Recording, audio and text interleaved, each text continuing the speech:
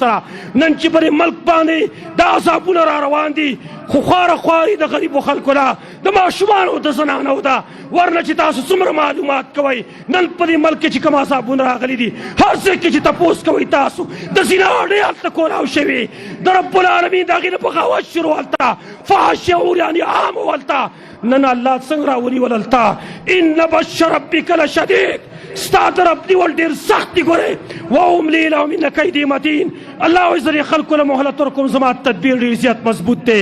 دغه آیات کله زما مخې ته شي واذا اردنا ان نهلك قرية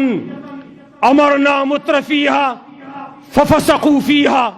فحق عليها القول فدمرناها تدميرا الله وایي کله چې موږ د یو قوم د هلاکت د یو کلي او د وطن د هلاکت اراده وکړو امرنا متر فيها موږ د هغې مست خلک هغې ته امر وکړو د تابعدارۍ ففسقوا فيها یې پکې نافرماني شروع کړي یو تفسیر دا دی دویم تفسیر دا دی امرنا متر فيها موږ مشران کړو د هغې اشپرست خلک فساق فجار فحاش عریان خلک من دا غی مشران کو ففسقوا فيها اغی فسق فجور شروع کی بدا وطن کی دا فسق و دا فجور اڑی کولاو کی فحق علیها القول دا رب پیسل پائی بانی پورشی فتمرناها تدبیرا من پرانا کو اغی لرا بل تفسیر پکی حل المرا ذکر کرے وَإِذَا أَرَدْنَا أَن نُهْلِكَ قَرْيَةً اللہ وی چکل منگ ارادہ اکر یکری دا ہلاکت دے وطن دا ہلاکت امرنا مترفیہ عبداللہ ابن مسعود رضی اللہ عنہ فرمائے امرنا مترفیہ منگ زیاد کو دیر کو عیش پرس خلق دائی فحاش عریان خلق داغی فحاش عریانی عامشی فحق علیها القول درب پیسل پائی بائی دا صاحب پرشی فدمرنا تدمیرا من پورا ہلاکو آئی لر پورا ہلاکت نندا ملک پا کم غم کی مبتلا دے عذابونا تسی عذابونا مقابلین سوک نشی کولے سوک پہ مقابل وکی ترب خپکے او تا تبت سنوئی فلما صفونا انتقمنا منهم اللہ وی دی خلقو من خپکلو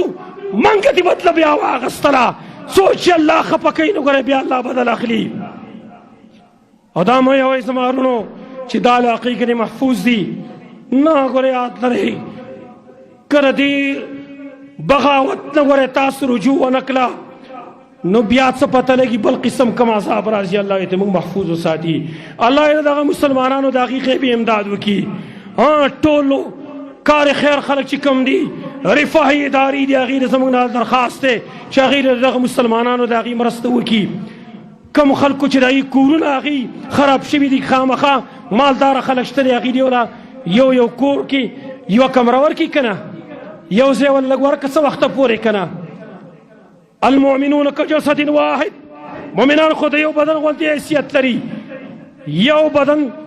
چپائی کی یو اندام کل تکلیف ټول بدن تکلیف بانی وی یو مسلمان پا تکلیف ټول مسلمانانو پا تکلیف بانی وی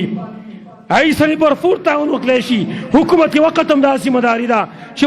برپور تعاون دی هغې څه شي هر قسم ممکنه وي دغه چې کوم دي اقدامات هغه دي وکلی شي د ایسانی تعاون وکلی شي